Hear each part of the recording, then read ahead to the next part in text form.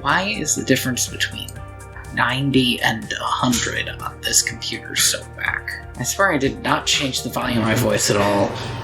But if I turn this up by literally 10%, it goes from almost nothing to completely blasting. Okay, well I guess I'll do 90 then.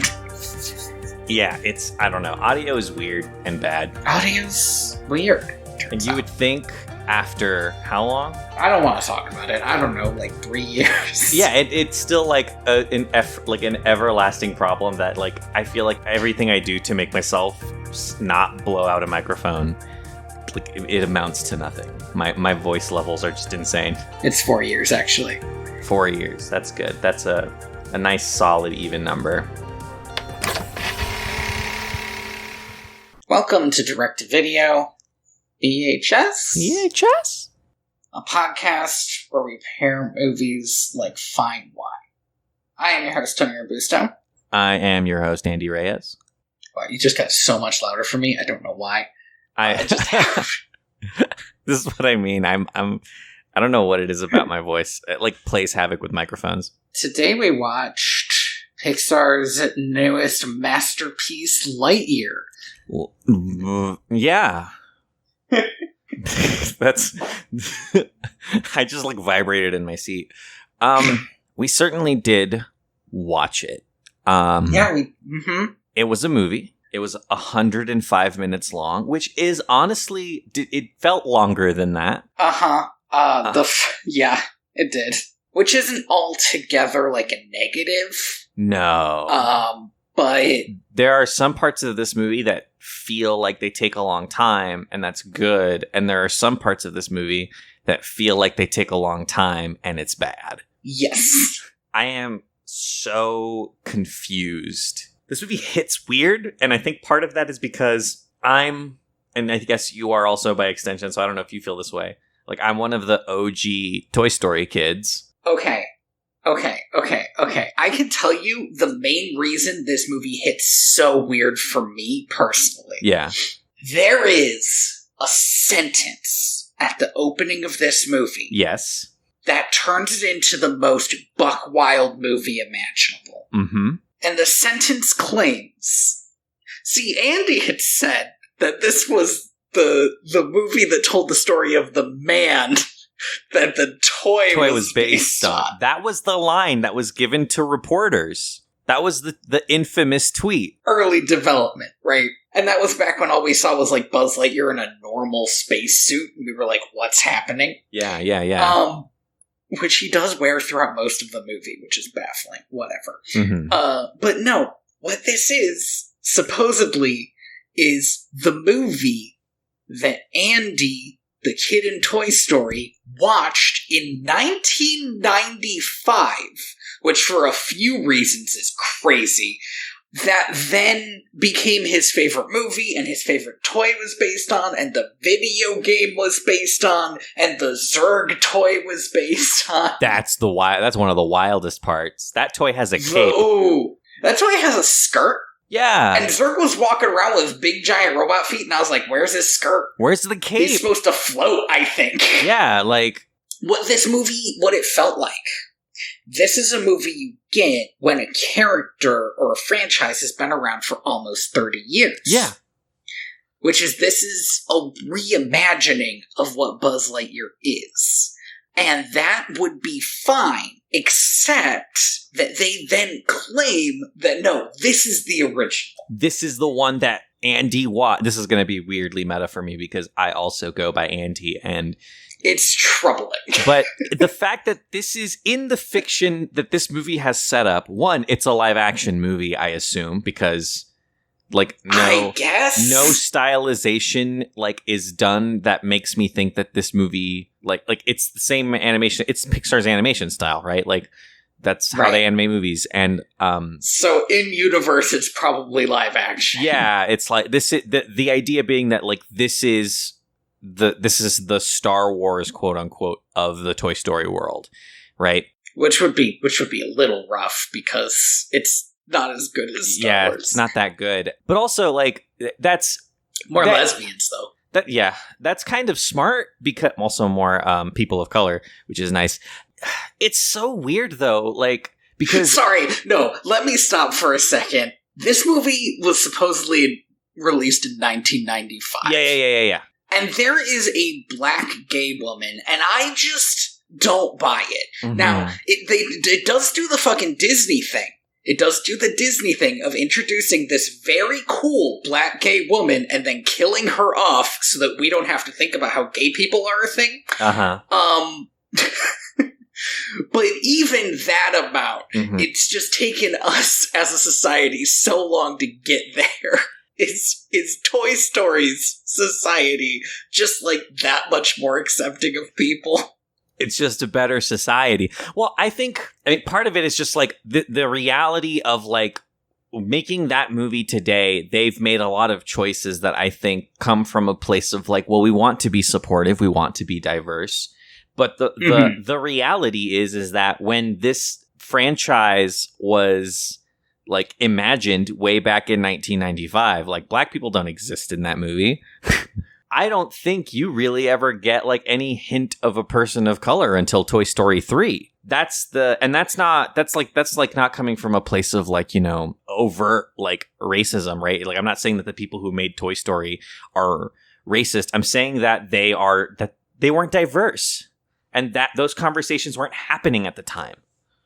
What Toy Story is really a conversation about white kids growing up, because in Toy Story 2, there's a big thing about how, like, it used to be Westerns were huge, and that strikes me as a very, like, white person thing to be huge. Mm-hmm. And then space stuff was huge, and, like, similarly, you know, obviously you don't have to be white to be obsessed with space, but, you know, for a long time, astronauts were white people, you know, and so it has that same feeling of it's not like they came at it from a negative perspective. They just literally didn't think in that way. And this movie does try to make you think in that way, and at least that's something. And that's fine. My issue is it feels bad if a movie cannot stick the landing but tried to be inclusive, because it makes me feel madder that the movie wasn't as good. You know, if that makes sense. Like, I get what you're saying. Absolutely. I think the Buzz Lightyear movie we just watched, which I had a real problem with the female character in it, i.e. there only being one, I think that one was better. And I think that's the big thing, is that, like, you look at the individual pieces of Lightyear 2022, and there's good stuff there. Like, the art design is really good. The voice acting is largely competent. The, like, basic writing on the back of a notepad idea for the plot is pretty decent. Mm-hmm. Oh, except for one thing that is my biggest issue. But keep going. Yeah, we'll get there. But then the script hits you, and the things that the characters are saying hit you, and the movie happens to you, and it's just not good. Like, it's so weak. It's compared to the sum, like the sum of its parts is so much weaker than the parts. And you're just kind of left feeling like, why does any of this exist? Like, what is the purpose of this piece of media other than trying to remind kids that Toy Story matters? Because I'm almost 30, and like, this made me go, I don't think Toy Story matters that much. Like, and I grew up with that shit. That was my movie. I can recite that first Toy Story movie from memory to this day. I'm pretty sure I've watched it hundreds of times. That was my movie as a kid. You can recite the bonus features to that movie. That's right. We're at the very back end of the VHS. I watched the shit out of it, and I sat there watching this, and I was like, it's not that important, you guys. Like, it's good, and it was nice, but like, this movie has no identity of its own. The only identity it has is in reflection of Buzz Lightyear. It's what it reminded me of, and this is going to be such a weird poll because it's been too long since these comics came out. But do you remember, they were very big for a little while in like indie circles. Do you remember the Flintstones comics? No, I do not. I think I know what you're talking about, though. So there were these Flintstones comics that came out that were basically, what if Flintstones, instead of being just like a goofy version of a modern sitcom, was an indictment of modern society?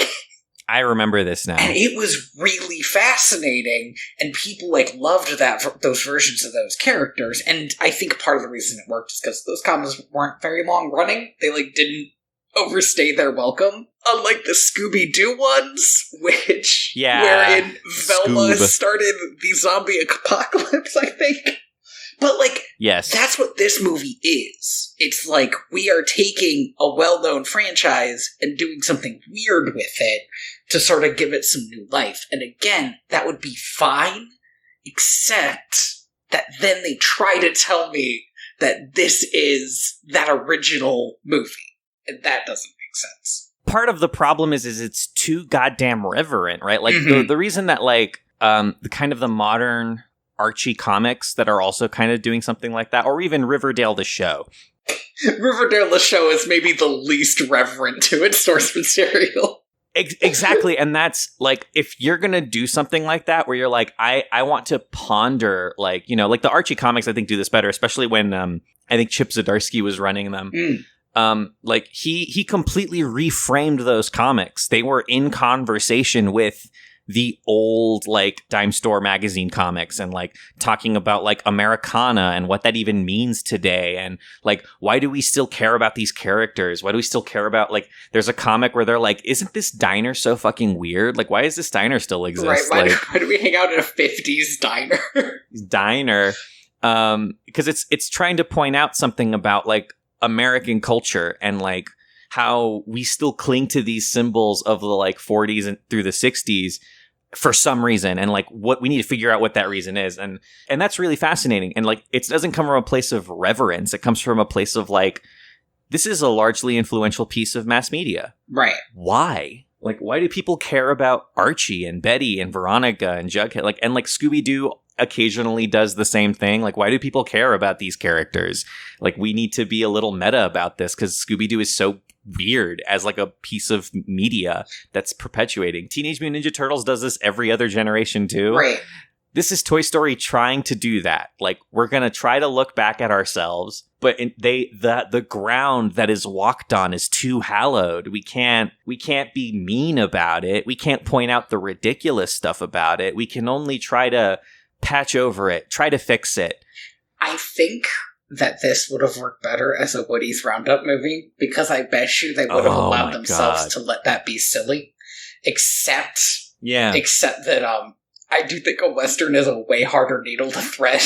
Yeah, I mean, we've and also, like, Westerns are an old genre, right? Like, we've been making Westerns since the 1930s, and, like, our relationship with the Western has already gone through, like, every possible metatization and like, self-reflection, right? Like, you have movies that are coming out that are based on movies that were based on movies that were based on movies at this point in the history of, like, the Western, right? I mean, Buzz Lightyear is based on Star Trek, right? And Star Trek's already a space Western. So yeah. So you do kind of wonder how deep the rabbit hole goes. I mean, it's endless, right? That's kind of the thing about, what is it? Like, no media is original or whatever. But this movie, unlike, I think, those examples, this movie is just so, it's devoid of purpose. Even the really, really weird, bad stuff that has come out of, like, Riverdale the show, right? Or any other remake of a property that has happened, because that's what this is. It's a remake of a property, essentially, right? It's a reboot. It is a hard reboot on Buzz Lightyear. Hard reboot on Buzz Lightyear. They held that power button for 15 full seconds. They took out the cartridge, blew on it a little bit. They're like, we're not saving this run. That was a decent joke. And that was the one thing that they did in that movie where I was like, that could have been in 1995. Yeah, right. I definitely saw that, and I was like, that's cute. That's fun. He never does it again, which is a shame. He should have done it one last time at the end. Yeah. I don't hate this movie. I don't think there's enough there for me to hate it. But I found myself forgetting about it as soon as it was over. So, let's talk about it. This movie came out in 1995, quote unquote. Buzz Lightyear is a space ranger on board the Turnip, a massive research vessel that is, I don't actually know what it's doing. It's going somewhere. Here's the thing. I don't think they ever say. The turnip landed for research reasons on this planet, which was not its original destination. Yeah, this was a detour. Yeah, they were just going to go check out whatever this was. Seems hugely unnecessary. They should have taken like a smaller craft to land on the planet or something. That is such a dangerous detour, right? Like, space is a scary place. You don't just land your whole fucking ship on a planet you don't know anything about. And this, as I talk about it, it kind of happens immediately, but this isn't Star Trek, which you don't need it to be, I guess, but I always imagined Buzz Lightyear to be Star Trek. He always had like a new adventure every week. Hop from planet to planet, you know? Yeah. Like, even the relationship of that character, right? Like as a quote unquote space ranger. And also, like, Zurg is clearly like Borg, right? Like, there's just a lot there. This movie is definitely wants to be more like Star Wars, which is weird. They leaned away instead of leaning in, and that was a strange choice, especially since we just watched a movie where they just made it Star Trek. I wonder why, right? Like you're Disney, you own Star Wars. You don't need to make another Star Wars style movie. Disney doesn't have anything like Star Trek under its belt, except for maybe WALL-E? But at the end of WALL-E, they all come back home anyway, so... Yeah, exactly. So it's like, this could have been like their way of like expanding more into that more optimistic style, like sci-fi. Mm-hmm. And the fact that they hard like go back onto the freeway to take another exit is weird. It's strange. Because it happens like 2 minutes into this movie. They land on this planet. Buzz Lightyear's doing his little monologue. He gets made fun of. You've seen this in the trailer. He still loves the monologues, which is good. He does say ground seems a bit unstable, and he'll say something else that's a direct quote from Toy Story. Yeah.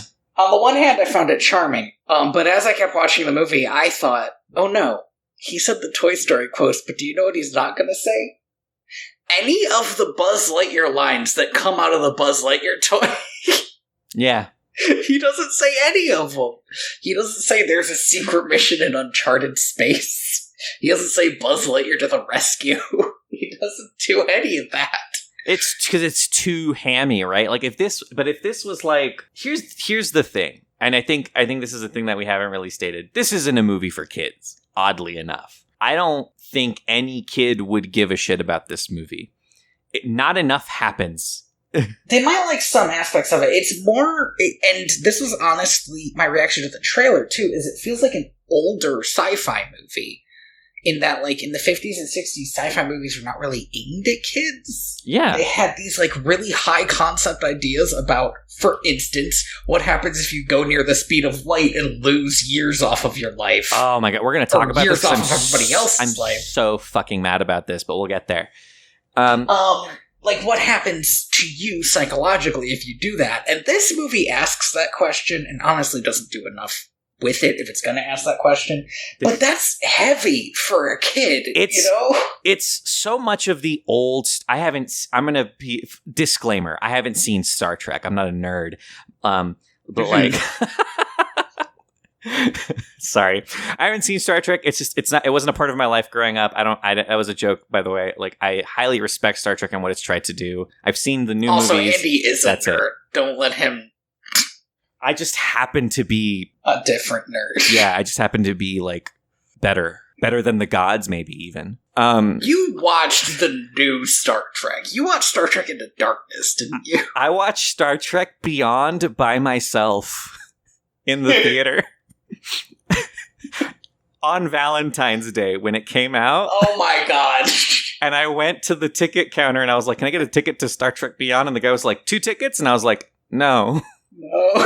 One ticket, please. And he was like, are you sure? And I was like, I'm not going to go ask somebody right now, my guy. The movie starts in like 5 minutes. He was just trying to be a good wingman. Yeah, but Star Trek spends a lot of time, especially the old Star Treks, just talking about what it's talking about. Like, the questions, characters will, in the fiction, say the moral that they're trying to learn. And discuss it with each other. They'll bring up different viewpoints. They'll have a thorough conversation. This movie never does that, but it always feels like it's about to. There is a therapist cat who probably should have brought some of this stuff up. He's also the best character in the movie. That cat never does therapy, and I am furious about it. Furious. Anyway. One of the biggest things about this movie that's so annoying is that it'll bring up a question, and all the characters will sit down and look thoughtful and be like, oh, this is such a hard question. And then we move on to the next scene, and they don't talk about it. And they don't talk about their feelings about it. It's just like, and then we never bring it up again. It doesn't come up. So Buzz Lightyear and his boss / best friend, Alicia Hawthorne. They're going into this jungle. Buzz is talking about how he doesn't need anybody else, and he's why rookies dragging him down, stuff like that. Buzz has both a gun and a laser sword, and he should not have either of those things. I realize that this movie doesn't want to be as camp as it needs to be, but I don't understand why they think a laser on your wrist is more camp than a laser gun. Because he has a laser on his wrist, and then later, he'll just strap the gun to his wrist like that's the same thing. Like then you would make a toy that just had a little light there instead. They are fighting so hard not to make it look like remotely anything like the toys that they designed like 30 years ago. Which is so strange. It's a good design. It's iconic as shit. And like the sword is such a weird one too, because he pulls out this sword and I was immediately like, they have machetes? Why? Yeah, it's a machete, but the edge like gets electrical. Yeah, it's a vibro blade or something. Yeah, it's a little bit like you know those robots that General Grievous has? Yeah. It's a little bit like those guys. And I was like, all right, a machete's weird, but okay, maybe like that's as. And then he pulls out a gun, and I was like, all right, well, what are we doing here? Like, the toy never came with a gun. It's so odd. No, do you know what the toy came with? It came with a belt that lets you float. And you know what? That's not in this movie. Oh, that's right. Also, they changed the button, the big button on the chest. That's like, oh, that was the worst part. We're skipping all over the place, but I do want to talk about just like all these changes that they've made because that button. Let's talk about the design changes to Buzz. So the button in the movie is the thing that like deploys the jetpack and the wings, and like this is how I fly, right? And you know, right. You get that scene where he falls. But then in this, he's like, this is the surrender lever, which is like, one, nonsense. That's not what it is. For one thing, it's very not cool. For another thing, it's a pull cord instead of a button, which seems weird. And third thing, this quote-unquote surrender button, it inflates you like a raspberry. Like you're surrendering to the forces of, like, hitting a wall on the highway or something. Like, it's just a bunch of airbags. If it was like, hey, this pull cord activates a cushioning device for if you're falling from a great height, like say space, that would make sense. That I would be like, yeah, okay, cool. Yeah, maybe they don't have the jetpacks yet, so this is their solution. But no, it's not that. Also, Buzz Lightyear in this fucking movie is incredibly averse to pushing anything that vaguely resembles an eject button. Yeah, which is weird because apparently the coolest thing you can do in this universe is push the eject button. You push the eject button and you become the Buzz Lightyear toy that we want. Right, you become Buzz Lightyear. Anyway, so Buzz and Alicia are on this planet. It's a living planet. It's like living vines. The planet is just like constantly attacking everything, and they try to get back to the big turnip ship to fly off, but Buzz refuses to accept help and crashes a little bit. Not even like a lot. He crashes only a little bit, but in a way that fucks up the ship beyond repair. It's a bad look. Because it destroys their magic crystal, of which I guess they only have one, which seems like a bad idea. Mm-hmm. Their magic crystal that lets them go into hyperspeed. And this is what the entire rest of the movie is going to be about. Which is itself kind of fascinating, but I don't know if it's a good idea, you know? So then we cut to a year later, and my first issue was like, wow, these guys are good at their jobs. Everybody but Buzz is exceptional at their job. These fucking scientists and engineers, like, holy shit, they have to be the best of the best. They move the big ship like 3 times over the course of this year montage. It's very impressive. They didn't need to. They built what is essentially a city in a year. At some point, Buzz tries to court-martial himself for his mistake, which is very funny. I did like that scene. It was hilarious. If Star Command was more of a thing in this movie, I think I would have liked it a lot better. And we'll get to that. As far as I can still tell, Star Command is basically these 2 people. Yes. And then Alicia, I don't know, fucking builds it up from whoever else wants to join later, I guess. That's what it feels like, at least. But it's hard to tell because we don't get to see what Alicia gets up to. Well, yeah, Alicia is such an interesting character. Yeah, it's too bad we don't know anything about her. But this next scene is possibly the saddest thing you could put to film, played to incredibly triumphant music. Because... So Go ahead. When I saw the trailer, I thought this happened all at once. Yeah. And I can't have been the only one to think that. Because when I saw it, I was like, oh, that's an interesting story. But no. So Buzz shoots off into space to test the new fuel source. The fuel source breaks down at a certain speed, like 70% of light speed. Now, I do have one issue. Mm-hmm. And I don't want to... I could spend the whole of our time talking about this one issue, but I'm not going to. Uh-huh. I might join you with that, so we have to be careful. But he gets to 50% of light speed, pretty okay. Why don't they go home? If he could get to 50% light speed and just stay there, they could just take twice as long to go home. And if it was going to take them a few months to go home, it'll take them 6 months. If it was going to take them a few years, it'll take them 6 years. That's fine. I don't know if hyperspeed is faster than light. It can't be. It can't be faster than light because they fucking measure it as 1c, which is just light speed. Right. They never attempt to go faster than that until the twist happens and we find out that somebody did.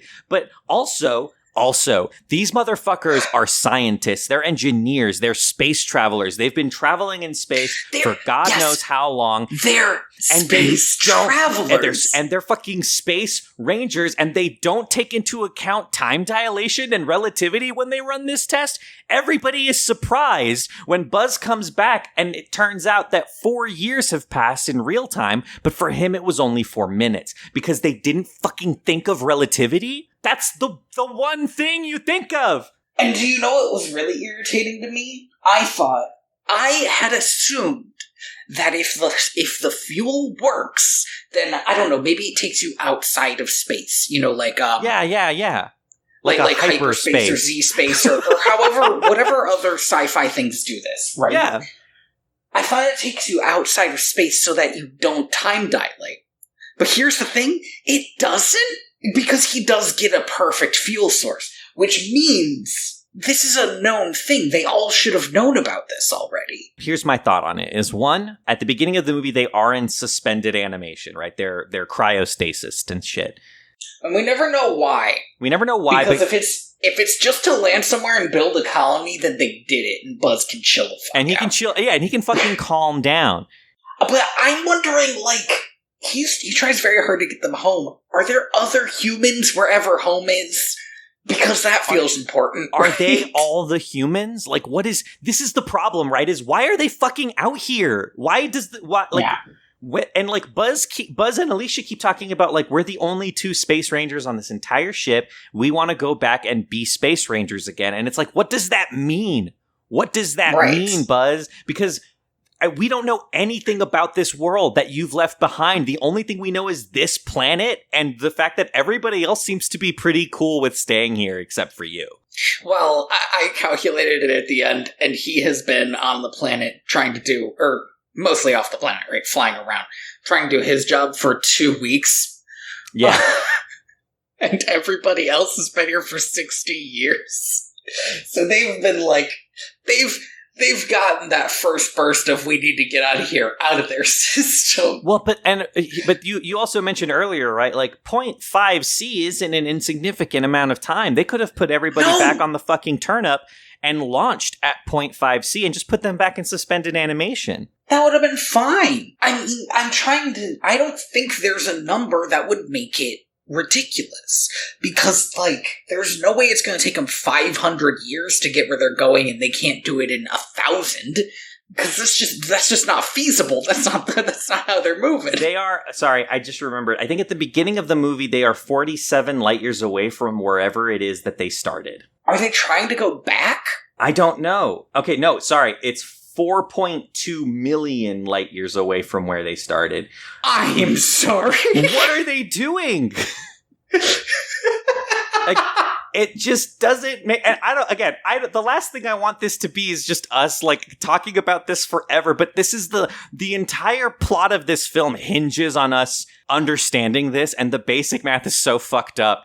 And like they never talk about it. They never talk about it. Other than Buzz really wants to go home, but we don't know what that means. Right, we don't even know what home is. God, it'd be great if they gave him a sibling, a parent, somebody, a wife, somebody back home. Wife? Buzz Lightyear can't have a wife. That's weird. No, Buzz Lightyear can't have a wife. He's married to space. He's married to Jessie.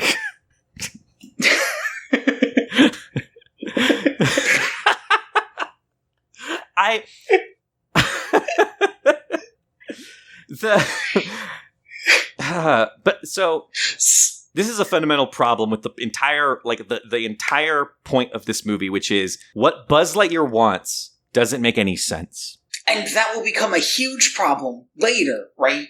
Because there's no good reason for him to want this, and there's this horrible montage. And I'm not saying it's horrible because it's bad, I'm saying it's horrible because it makes me, the viewer, feel bad. Because there is literally an entire movie was written and directed by fucking Christopher Nolan about how this montage sucks and feels bad.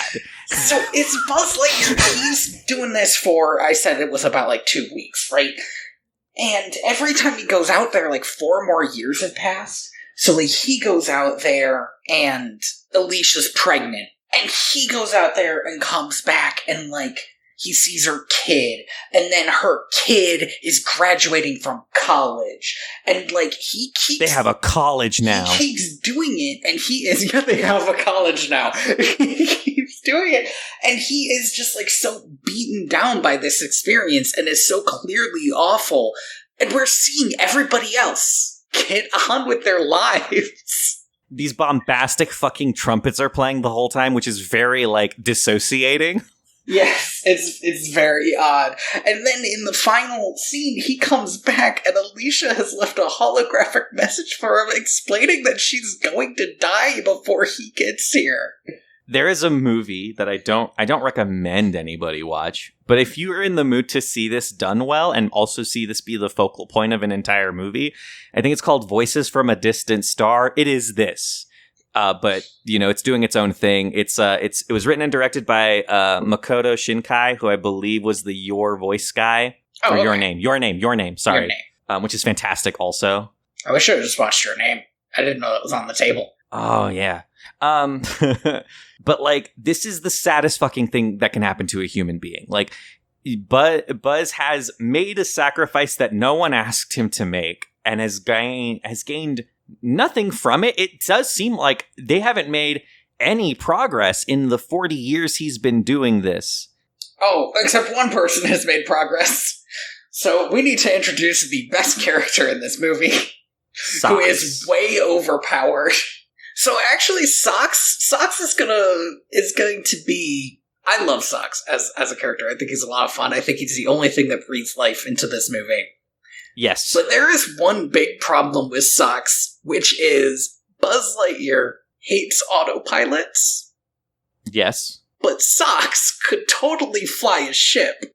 And I don't mean to say that this is the only problem with Socks. What I mean is, later there's a joke about how the robots from the future can only say Zerg, but Socks can speak perfectly fine.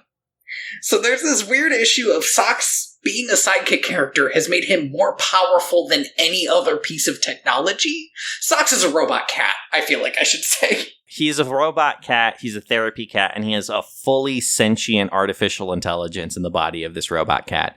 He figures out how to make this Lightspeed fuel. He hijacks a spaceship at a later part of the movie. He can fix spaceships. He overrides, and hacks into the entirety of, the colony's databases. Socks is really good. Too useful. Do you know what he's kind of like? He's kind of like the robot that they gave Buzz as a sidekick in the other movie, except he never got broken and made lame. Yeah, and they let him be cool and funny, unlike XR. Yeah, Socks is great. I think Socks usually has the best jokes, but also Socks as a character, because they're like a robot cat, doesn't need to have growth. Because Socks' character change happens within 2 minutes when Buzz is like, they are going to decommission you and take you away from me. Socks is immediately like, cool, I've gone rogue. Let's do this. We are criminals now.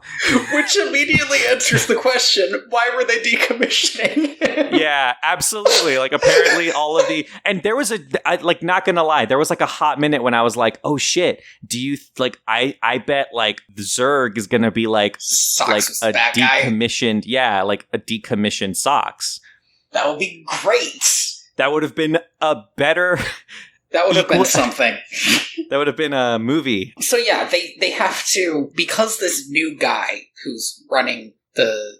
Yeah, Alicia's replacement. Because this new guy doesn't believe in this flying off the planet anymore, he's weirdly dismissive of Buzz Lightyear, who is probably a hero. Like a legend, right? I don't know, right? It's one of those things where they have made a society and a culture there that Buzz as a person has not interacted with at all.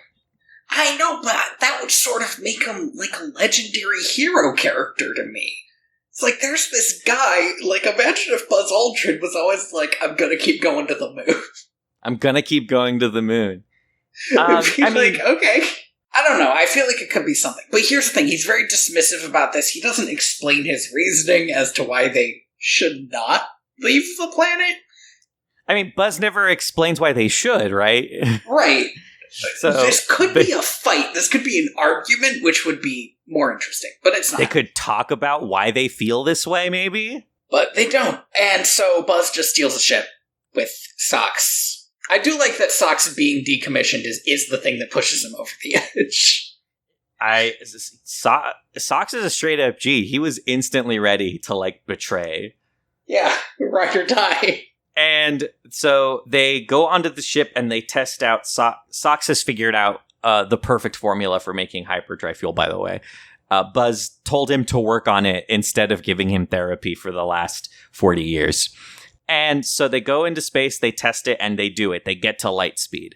Yay. And they come back and 22 years have passed. The laser shield is up and running. Also, the colony has a laser shield now. Yeah, because the plants kept breaking into the colony and grabbing people. And it was mostly fine, but you had to, be cutting down plants a lot. Yeah, annoying, but I definitely get, if we can figure out a way that this doesn't have to be a constant problem, we're just going to do that. If your commute could not be being dragged along the ground by grass, that'd be just wonderful. Although it would be fast. Maybe, yeah. I mean, they seem to move.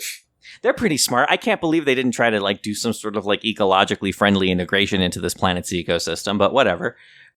What's wild to me is actually, the more I think about it, the more it's why were those plants grabbing people? What was the other end of that plant? We don't find out. Yeah, this is a living planet. What does it need us for? What is it? Where was it going to take Buzz and the Rookie had it been allowed to? If there's just a big Audrey 2 head on the other side of the planet, that'd be great. Oh, and then we'd have a musical. We'd have a fucking Disney movie. Buzz crash lands and is immediately intercepted by one of the most evil-looking costumes I have ever seen. We'd seen the Space Rangers, or the Star Command. We'd seen the Star Command using these before when they attacked Buzz.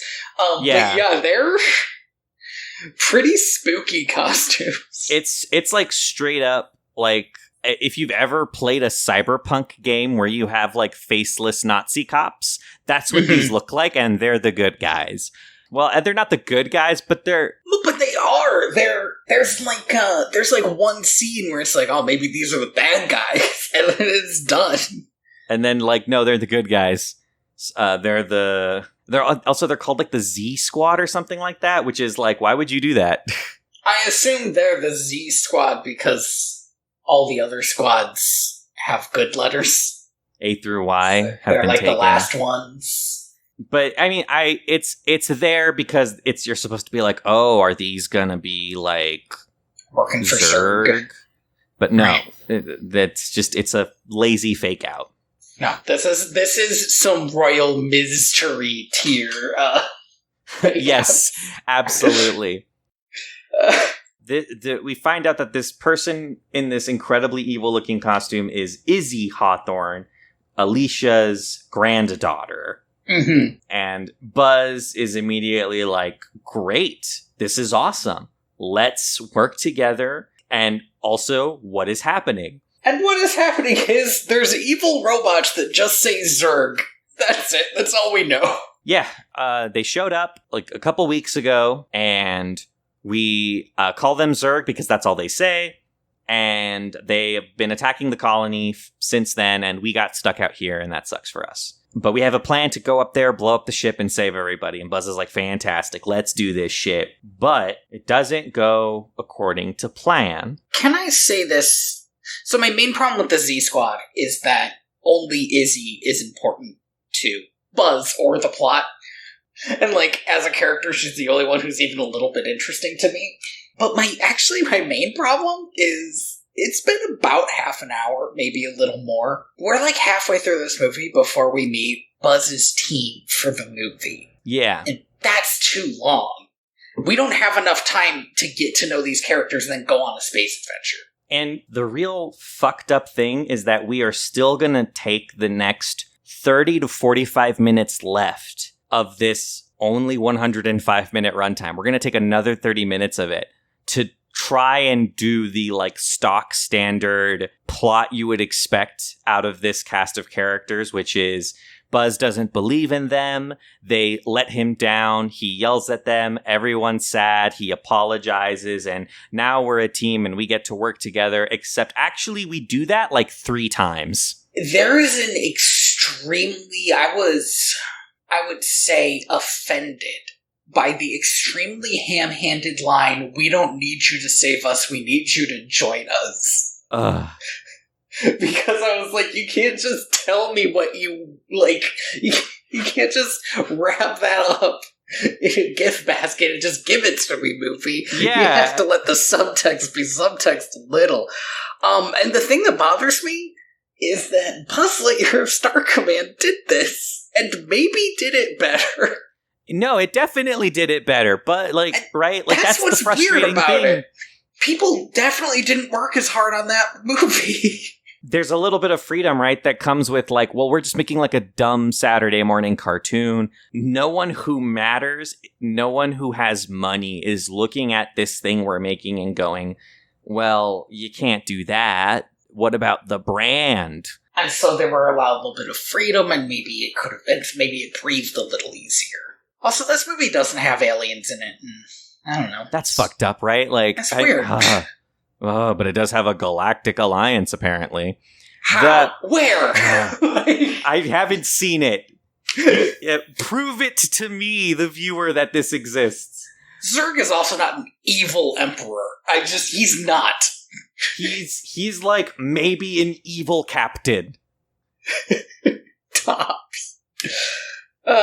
Yeah. He's essentially like he's essentially just a pirate. He's just a pirate, but like he's different because he's from the future. I don't know if you want to narrow in onto any of this team building stuff that they do.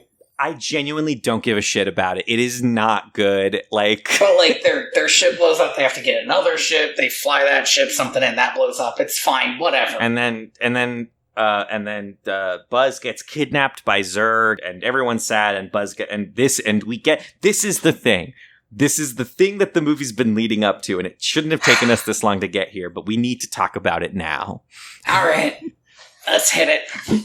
Zurg reveals to Buzz that he is Buzz, but from an alternate universe where he successfully So the difference is sorry, I didn't mean to take this away from you.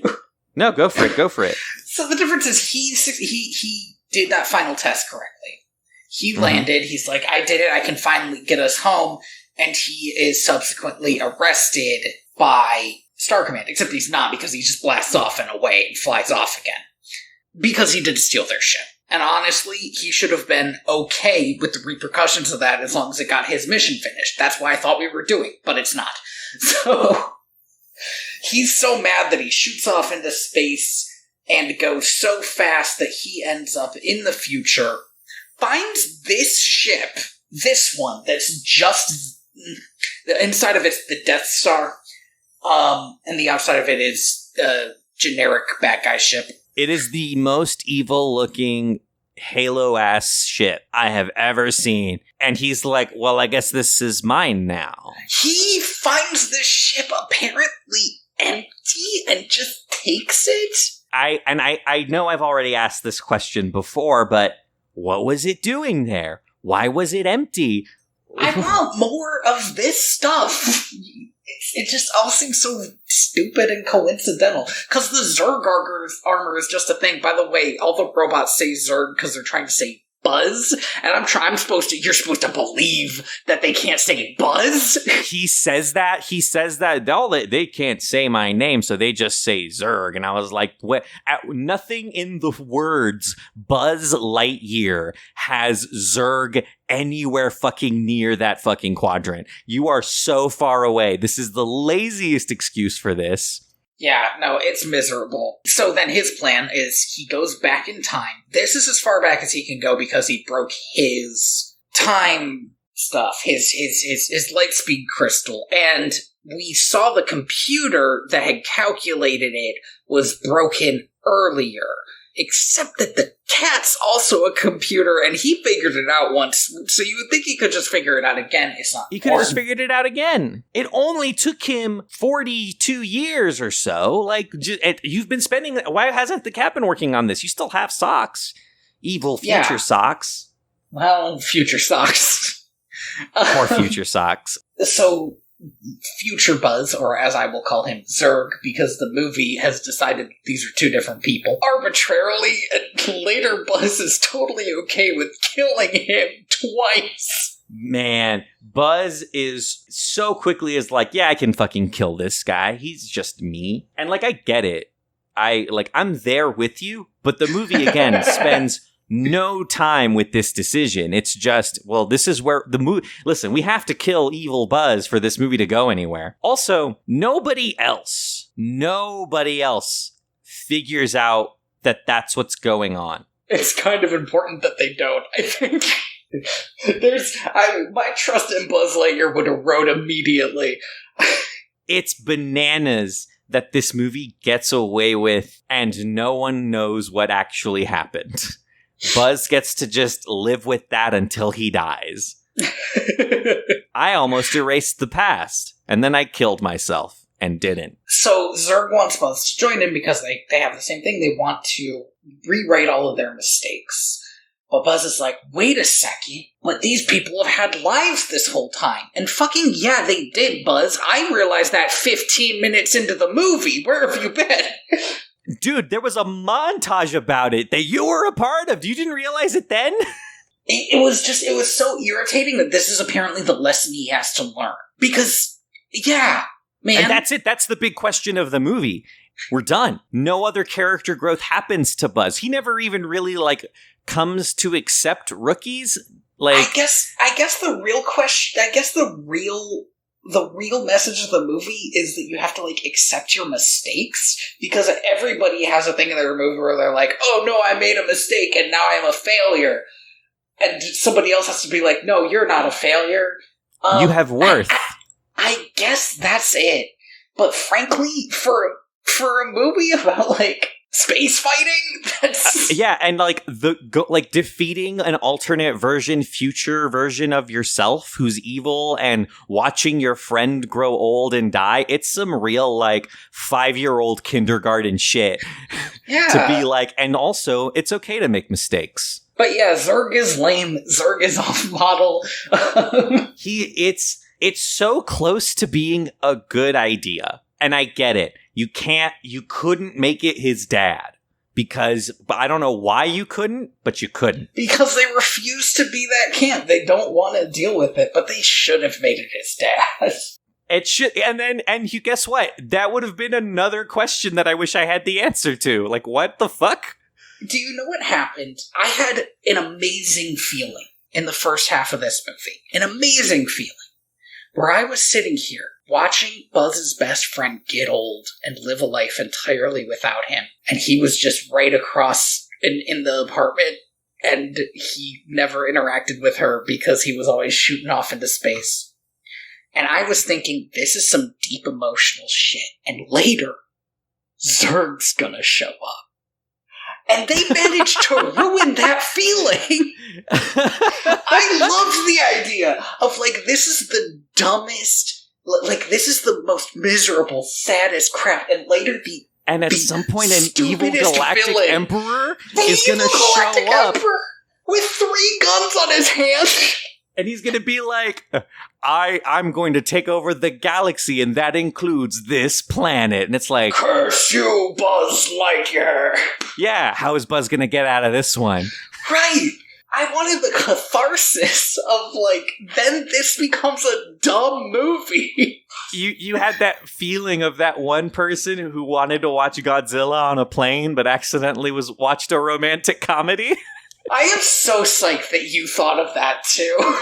Because yes, it wasn't even a romantic comedy. It was like a family drama or something. It was like all these people being miserable. He's like, and also Godzilla's gonna show up. I want that. Is that so bad? There was a moment, like, we were like 45 minutes from the end of this movie, right? Or 45 minutes into this movie, Zurg shows up for the first time. He sounds like the robot from the new Doom video game, which I was really into. And I was like literally sitting there like, how the fuck are they going to wrap? How are they going to explain all of this in 15 minutes? Especially when we've already wasted 30 minutes, like, having this awful team building exercise. They've bit off more than they can chew. And then the cop-out of, like, oh, I'm just you from the future, and I'm evil and nihilistic, and I don't respect human life. And it's like, nah, this isn't it. This is nothing. It's nothing. Yeah, I literally just wrote boo in my notes. I stopped taking notes because I was so miserable, and I was also eating ribs at the time, which is the real reason I stopped taking notes. But then when I was done eating ribs, I didn't start taking notes again. There's so much potential, but the like bare bones script of this movie, the words that people are saying and the things that are happening are just so bad and boring, and they squander such a good opportunity. Zurg could have just been a crazy evil robot like the Joker. It would kind of been a good moment to show you that, like, you know, Buzz is needed on this world. Yeah, a person like Buzz is needed. We need people like this. But instead, it's literally just Buzz causes all of his own problems, which I knew from the beginning. It's the opposite, too. At the end, I'm like, maybe we should get rid of Buzz, actually. Apparently, he can just turn evil at the drop of a hat. The moment he, like, forgets to tie his shoe this morning, he becomes Zurg. Do you know who thought of that, though? Is the new commander of of the Space Force or whatever. He thought to himself, if I don't give Buzz something to do, he's going to keep shooting ships into the sun. So he tells Buzz to restart the Space Rangers with his new fun band, and he just sends them out into space. Go protect the Galactic Alliance, which consists of us. Mostly of us at the moment. A slapdash colony on a single planet. But we're in space, so let's start. Every Galactic Alliance has to start somewhere. Yeah. They start in space. It works. And that's the movie. I didn't think I was gonna agree with Tim Allen about this movie. I don't know if he commented on the movie itself, but yeah, it's not that good. Here's the thing is, listen, Tim Allen being a part of this movie wasn't going to make it better. It just would have made Buzz sound like Buzz. Chris Evans was doing a Tim Allen voice, though, which was a little weird. I thought he was just going to sound like Chris Evans. Same. He does, but I will say, his Tim Allen voice in the first 5 minutes of this movie is a lot stronger. It fades back. Yeah. As soon as we finish the montage, he just sounds like slightly more baritone Captain America for the rest of the movie. Which makes sense, because at that point, he's functionally Captain America anyway. Yeah, but like, why bother then? Like, why not just sound like you, man? Like you're not a voice actor, dude. Like, it's cool. You could just sound like yourself. There's like an interview where they're like, oh, we didn't want to use Tim Allen at all because we didn't want people to think about the Toy Story movies, which is the stupidest fucking sentence in the history of mankind. But also, it would have been so fun to have evil Buzz be just the Tim Allen voice. Just Tim Allen. That would be kind of fun. And I know why, and again, they can't do that because Tim Allen is like a weirdo now. But how great would that have been? The entire like Buzz Lightyear toy in the Toy Story franchise was created to be like a facsimile of like where children's media was trending at the time in the 90s. And like Zurg making the I am your father joke was like, just like, again, it was a joke. Wrap up of the arc, but yeah, between him and other Buzz. Like, this is all ridiculous nonsense shit because this is a movie about toys struggling with feelings of insecurity and nihilism and figuring out how to get to the other end of that and believe in Christ or something. I don't know where I was going with that. Okay. I was going to add obsolescence, but you went in a different direction. No, but yeah, like the Toy Story movies, because they're so ridiculous, because these are just toys and they're feeling all of these feelings, and like these are very human feelings that like kids go through and adults go through, and like the movies don't really have clear answers on what you can do about it other than, you know, it's okay to feel this, and these are things you can do to like move past it. And like that, they really hit on something special there with that ridiculous juxtaposition that started with The Brave Little Toaster. And to see them then take that and try to make it a serious movie and fail so hard. This is what is the opposite of a grand slam? Like this is a batter getting struck out, but the third strike was like a pitch straight to the nads. Like, it's such a failure. That's not how baseball works. No, it's not. But yeah, it just feels bad. It feels bad to watch.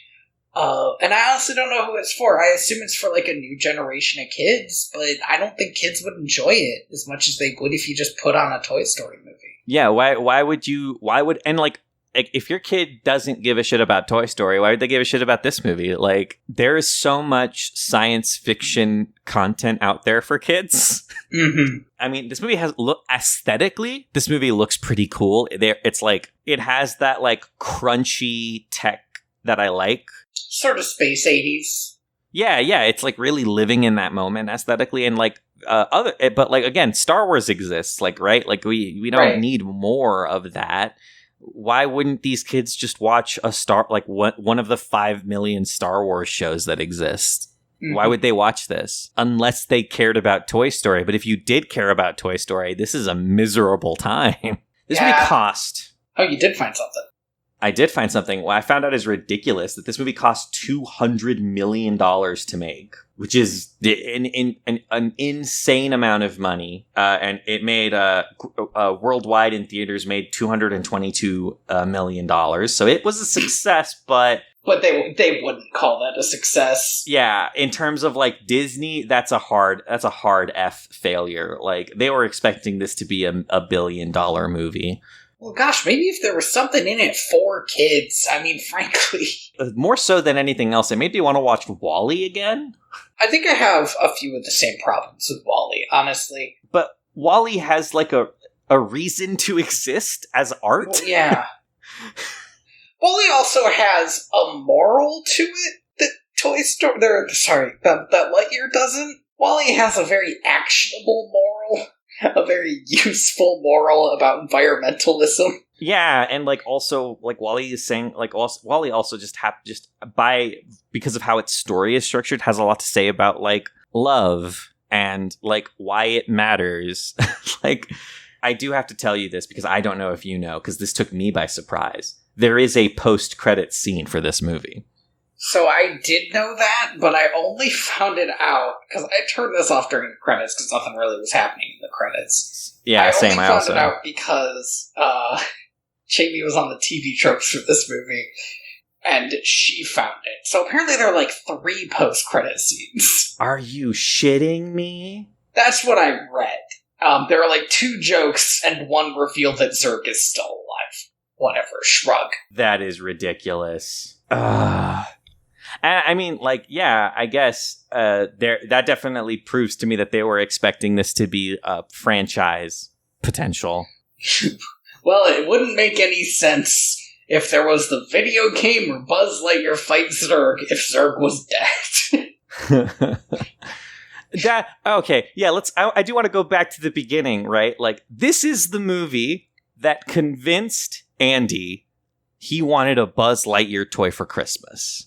Are you fucking sure you didn't fall asleep, Andy? We didn't talk about this, really, but like, in the opening scene, Buzz Lightyear is dressed as Buzz Lightyear. And then, for most of the rest of the movie, he's not. Yes. He will eventually get his Space Ranger gear back on, but for a while, he's just dressed like a normal astronaut. And why? He's on an alien planet that's constantly attacking him. For what reason? It's already a spacesuit. And I know the reason. It's that this was supposed to be a serious movie. But that's a bad reason. It's a terrible reason. But like what I was gonna say is like I think the beginning of this movie is a lie. I don't think this movie convinced Andy of anything. Because I went to Target the day after I watched that movie and I saw a Lightyear branded Buzz Lightyear toy sitting next to a classic Toy Story branded Buzz Lightyear toy. And immediately I was like, why the fuck would I ever buy a toy where Buzz is in his normal ass spacesuit? What the fuck? No, it doesn't even have karate chop action. He never karate chops anything in this movie, by the way. No, he doesn't. He karate chops the air a little bit when he's alone. That's what happens. This movie so does not want him to be like a fucking Captain Kirk-esque hero, but it's what he needs to be in order for this movie to work. It's what he's supposed to be. He's supposed to just be Captain Kirk. Maybe a little less fucky. Yeah, sure. I mean, maybe not, right? Why not? This movie could have been anything in the world, but what it wanted to be was 2-bit Star Wars with less happening. I feel like I have not seen a Pixar movie that resonated with me in so long. And I feel like part of the problem is that I'm older. I'm just an older person. I am no longer as attracted to these kinds of stories anymore. And I'm always just willing to go back and watch the ones I watched when I was a kid. But I also feel like as time goes on, the people who are in charge of making big decisions for what these movies need to be is we're going through a generational change. And I think there are people at Pixar who want to make truly diverse and new stories that appeal to younger generations. Stuff like Turning Red and Luca, which I haven't seen, but I've heard really good things about. But then you have like Incredibles 2 and Lightyear and stuff that's being made by like the old guard that just it fundamentally shows me that like you guys are no longer are asking interesting questions because you're just not there emotionally anymore. And that's sad. I feel like there are some creators who can go on their entire lives and still find curious things to talk about. And then you just have stuff like Onward, which I just didn't give a shit about. Like, I just don't, like, no part of me wants to watch like a teen D&D fantasy movie about why dads matter. Like, I don't need that in my life. And I like my dad, you know, I just I just didn't need it. I was looking at the list of Pixar movies, and I was thinking, I bet Andy Resnick, I bet Coco was good. So I didn't like Coco. I thought you told me you cried during Coco. I did. But you didn't like it. Okay. I didn't like Coco. So here's the thing. I guess I just assumed that the powerful emotional reaction meant positive things. I have a lot of complicated feelings about Coco, and I don't think I could get into them because it would take me like an hour to talk about it. we don't need to get into it. That's unnecessary. It's just like, well, if you weren't into Coco, then it has to be like years and years, even before Coco came out, that you last watched a Pixar movie that you liked. Because it wasn't The Good Dinosaur, and it probably wasn't Finding Dory. I liked Toy Story 4. I did. But Toy Story 4 is like not a movie that's for kids. That's a movie that was made for me specifically. For adults who grew up watching Toy Story. Yeah, like that's a movie that's like, hey man, it's time to let go. And I was like, you're right, it is. And then Lightyear comes out and I was like, I thought we let go. What happened? Thought we were letting go. Thank you for listening to Direct-to-Video VHS. I have been your host, Tony Robusto. I have been your host, Andy Reyes. You can find me on Twitter at TheaterBets or at inspiredbytrueevents.org. You can find me on Twitter at royalty_Valens, or you can find me at my other podcast, timehonoredpictures.com, where we just wrapped up Rebecca. And I think after that, we're watching The Grapes of Wrath. When are you going to get to a space adventure? Ooh. You know, never? I think maybe never. Maybe never? We don't get to watch a fantasy movie until Lord of the Rings 3. Wild. With the third one. And we're not planning to watch the first two in preparation. Well, I mean, it would take 9 hours. That's so much movie. Yeah, I'll just watch the third one. Like, I hear it's good, so I hope it holds up without the first two. Man, I haven't seen this movie. Okay, I was gonna say I had to check that was a joke. I haven't seen this movie since I was in high school. Yeah, me neither. Because who has the time? Oh, honestly, you went to like a real college. I feel like college is the place where you see those movies because somebody just puts them on. It's like we're gonna stay up all night. I was invited no less than 3 times to a Lord of the Rings extended edition watch party, and I went to none of them because I had homework to do and anime to watch and video games to play. Which I guess tells you all you need to know about Andy. It's true. I don't do any of those things now. Now I just sit here and I watch Lightyear all the time. You can find the podcast at directto.video.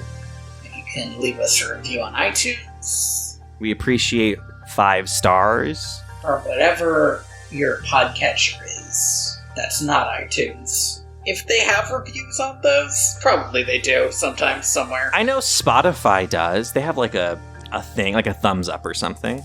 Okay. We're on Spotify, I think. I think I went to the trouble of putting us on Spotify at some point. I have not done that.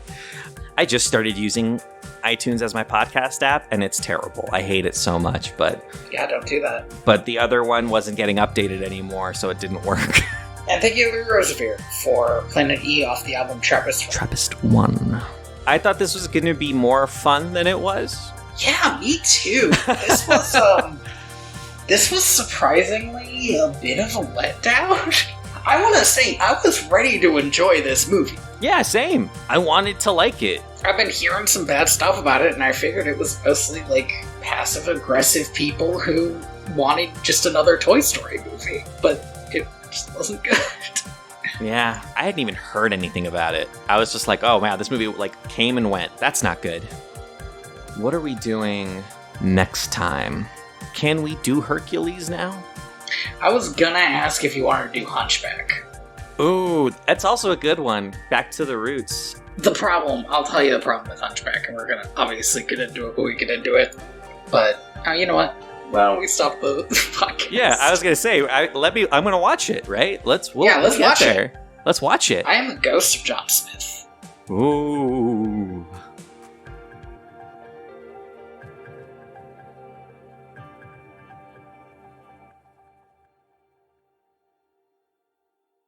I am absolutely down to watch Hunchback of Notre Dame and Hunchback of Notre Dame 2.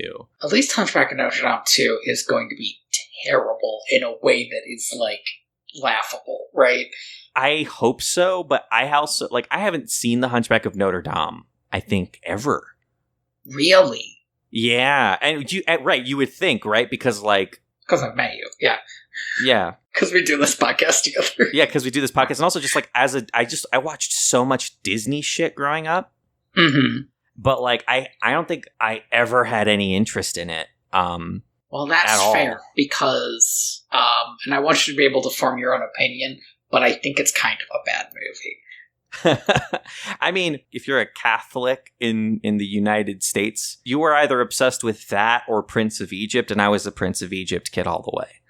I see. The bad guy in Hunchback is the Cardinal. The Cardinal, so it's not like the best view of the Catholic Church. No.